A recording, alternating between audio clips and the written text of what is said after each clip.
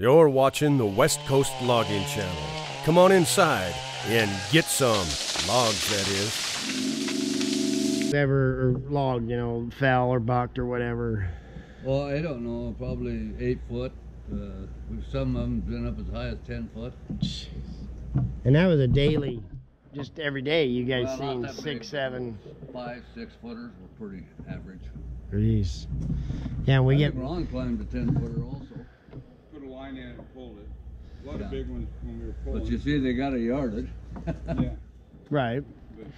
And the reason they pulled them was because of the adverse ground and whatnot. They would pull them in an opposite direction so that they wouldn't break up, right? Is that some of the ground we pulled, it didn't have to fall very far when you pulled it up the hill. right? Yeah. So instead of falling it downhill and crashing it across a draw or something, they would fall it uphill to save it out, and that's the idea. Did Okay. a lot of that.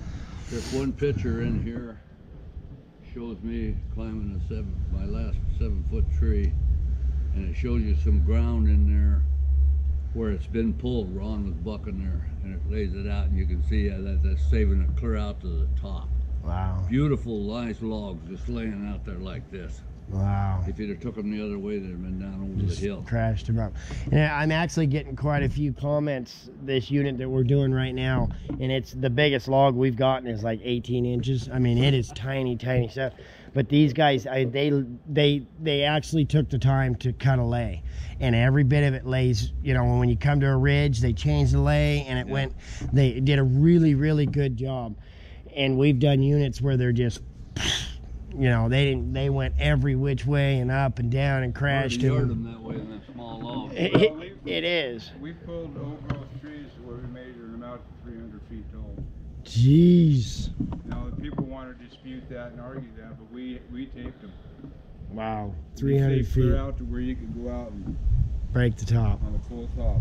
This one tape that shows that tree, and I topped it, and it was at where I topped it was 130 or 230. 230 feet. Yeah, and you can see the top going out, and it's almost got 100 feet of top going out through it. It's got Holy a great big smokes. top going.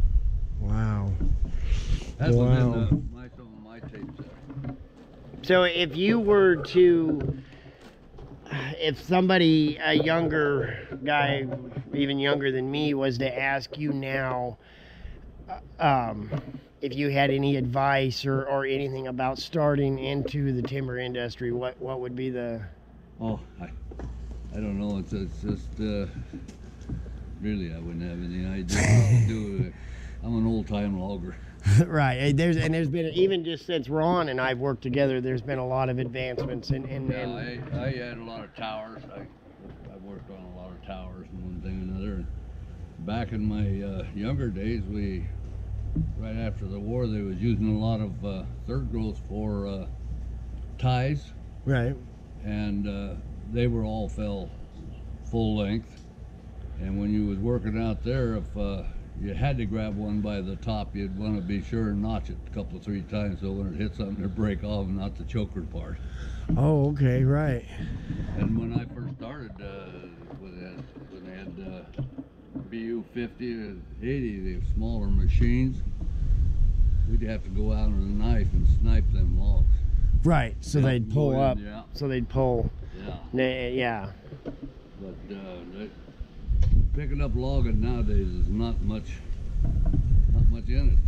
No, it's and even from when I started, and I only got a couple of years of the bigger towers and stuff, and then that's when the smaller things took over. But you don't have the help wanting to get into the woods you had in them days. Back in them days, everybody was fighting to get in there to set chokers Right. and one thing and another. And back in my day, it was everybody wanted, out of Myrtle Point, everybody wanted a log. Right.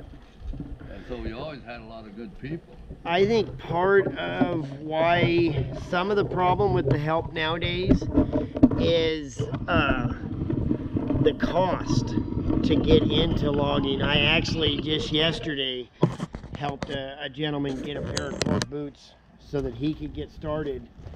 I mean, a pair of 12-inch top West Coast leathers are over $500. Yeah, but I think when I the last part I bought was 300. Yeah. So I'd imagine 500. Yeah, you know, and so if you really think about it, just to start your first day, you're into logging for, you know, $700-800, and there is no guarantee that's going to be what you really want to do. Or No. the guy that you're starting for, does he have the patience to put in to train a guy? And it drives me nuts when people say, well, he's been out here 5 months now, and I'm like, they don't even know how to walk in 5 months, guys. You know, a guy, honestly, I think a guy is still green a year and a half into the game. Oh yeah. Now back in the days when they were loading this, they had a second loader set on top of the cab and run out and throw that tong out. Right. Yeah, you knew that. And Ron rigged that up to where he can do it by himself. Right. Kind of made a kind of a grapple out of it, but back in them days, you had these old things to go up and throw it out. That's what they would actually load with, was the tongs. Yeah. If you had some smaller ones, like sometimes you'd have some small cedar that changed tongs, but most generally they had old ones. They had 60-inch tongs. 60-inch, jeez. Yeah, I'm pissing and moaning about my little 36s. The thing is, I can tell somebody coming in today, the equipment we have out there is so fast and so quick that you really have to have your head on the swivel for these dangle heads that spit logs out so fast. Absolutely. You know, I mean, you do not. Things happen so fast out there now that you just really have to watch this modern day equipment. Yeah. And this here would be a swivel for your butt rigging. You'd have. That's actually a junior butt rig and used on one of them smaller towers and stuff. Right. Yeah, you'd have your line in front of it, and you'd have 2 or 3 of these, and line in front of it, line in back, and then that way the line can swivel while it's being pulled. And the same with this little piece right there. That's a haywire swivel. And if anybody tells you you can log without them, they're crazy. The way I have this, you can see the tape on the logs, and you can see how the ends are painted. Yeah. That's why you don't have to guess where to choke. Oh, okay. You keep the yellow towards you and choke it. Some of them don't have it, but you choke it right there, and you generally you'll get a good heel every time. I see what. Okay, I see what you're doing. Watch this. Oh, he's getting fancy. Oh.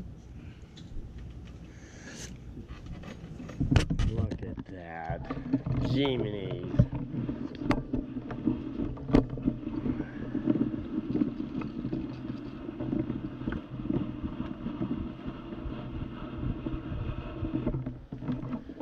That is awesome. Oh my God, that's great. So what you're saying is the tape here, if you grab behind it, then it'll give you a perfect heel where it touches and heals up, because you don't have the luxury of a live heel rack like I do. And no, but it just kind of makes your game right. Your game, and keep the yellow to you, and then choke it right there at the tape, and then right. Now, if a guy was to need to rotate or turn one of these logs nowadays, you would have to swing your grapples around and then grab it, and then when you picked it up, yeah, see how he's using the oh, no way. No way. Right on. Perfect. Oh, God. So this is what I can look forward to. I spend my whole life working in the woods, so I can sit in the backyard and work in the woods. I've retired after 46 years in the woods, and I come out and log out here. Oh, God. That's awesome, though. That is awesome. Oh, my. Look at that.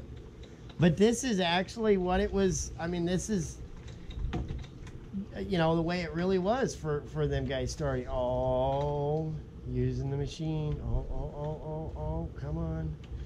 Oh, there you go. Oh, come on. Come on, sweet Betty. Oh, you got it. You got it. Yes. Yeah. Right on. So, anyway. So, and I know there's quite a bit about that day that you weren't directly involved in, but the day up there on Penn Road when that log got me, what do you remember? What is your take on the? Like I say, I know there was quite a bit of that, you know, where you were still on the phone and stuff like that and didn't get over the hill, but. Well, being an operator, when you have one of your men down in the brush, your mind starts thinking the worst, and then the communication gets a little bit, you know, chaotic. Right.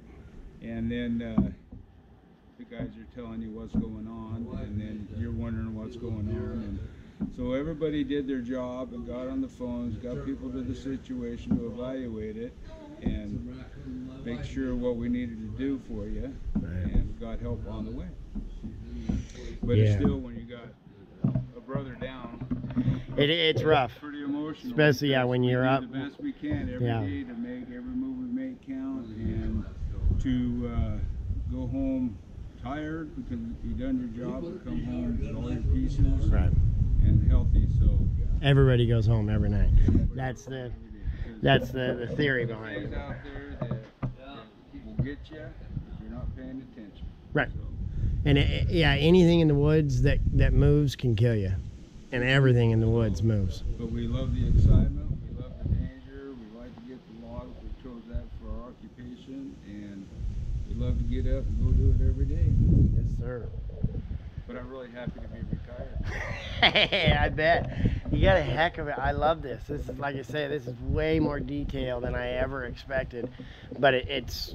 And it's functioning. Yeah, and it's absolutely every bit of what it really would have been. So that gives... Amazing, the young kids that come out during our reunions and stuff like that will come out and start playing with it, and they really can start getting the hang of it. Yeah. Of course, in there somehow we've got logs and lines. Of course, they got a full-time mechanic on duty during that. So I go over and fix the drums. Right. And get them all back going again. So.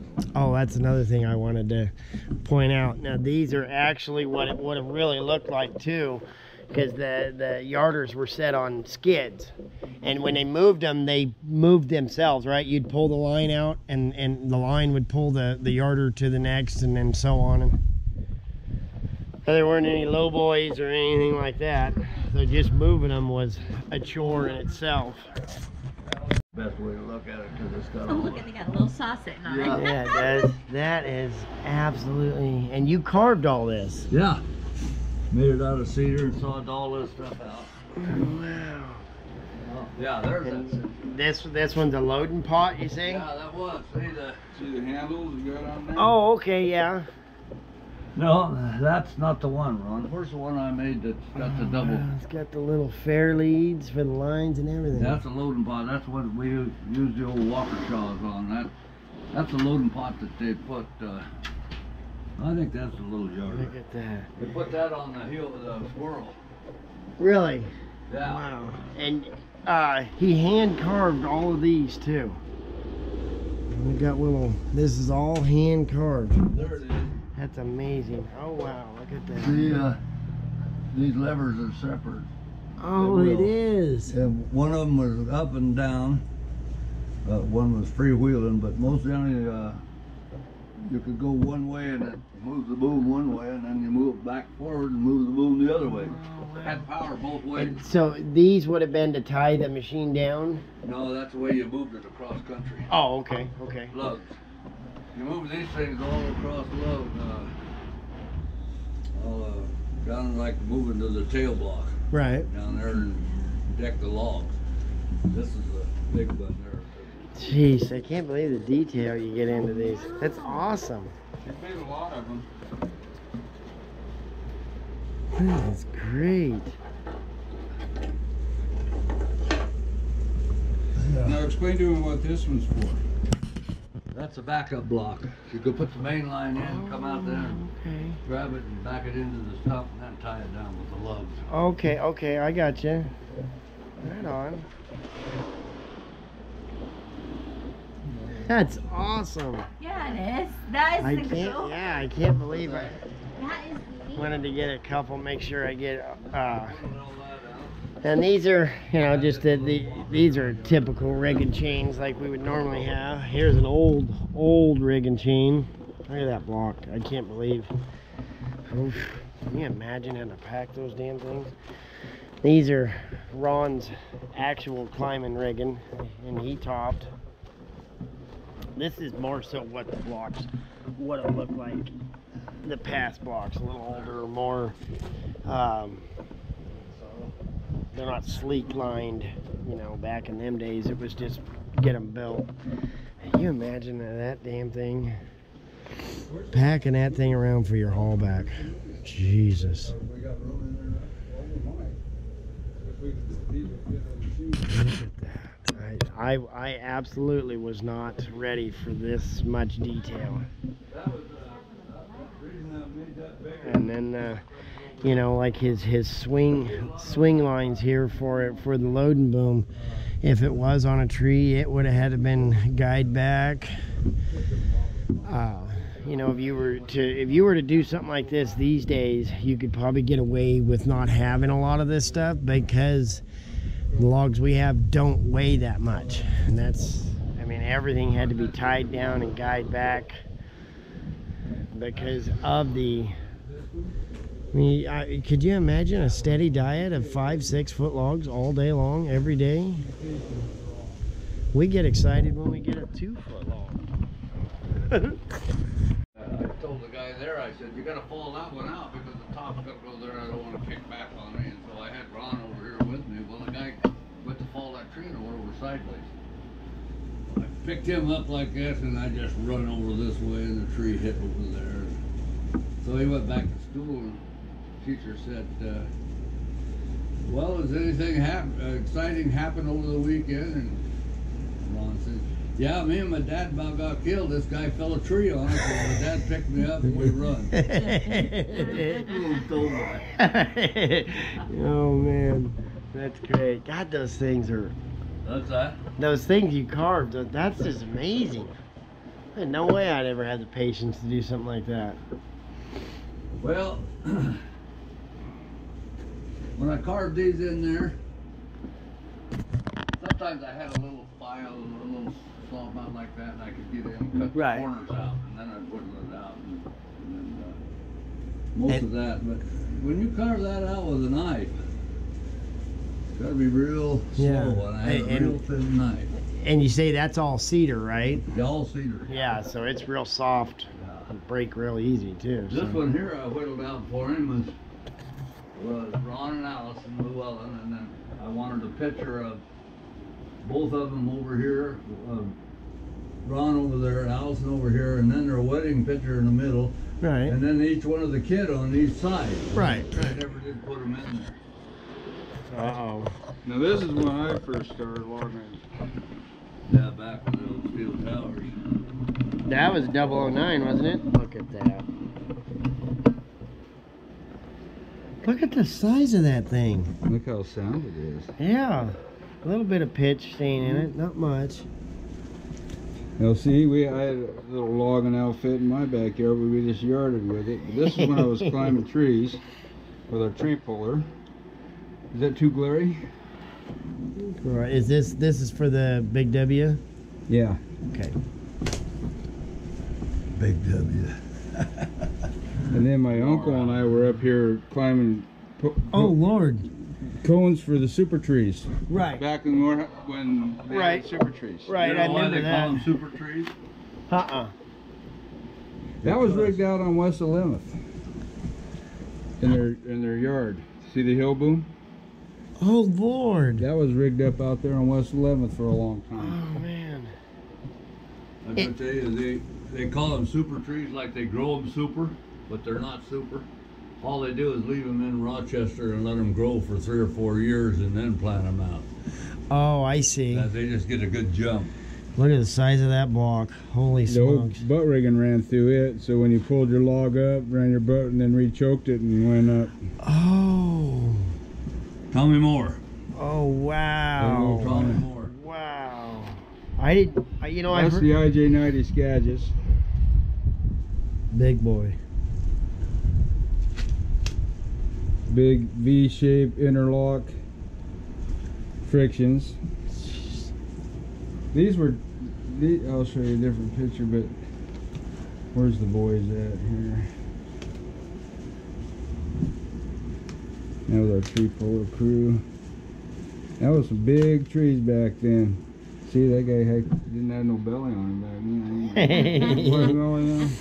Look at that. Wow.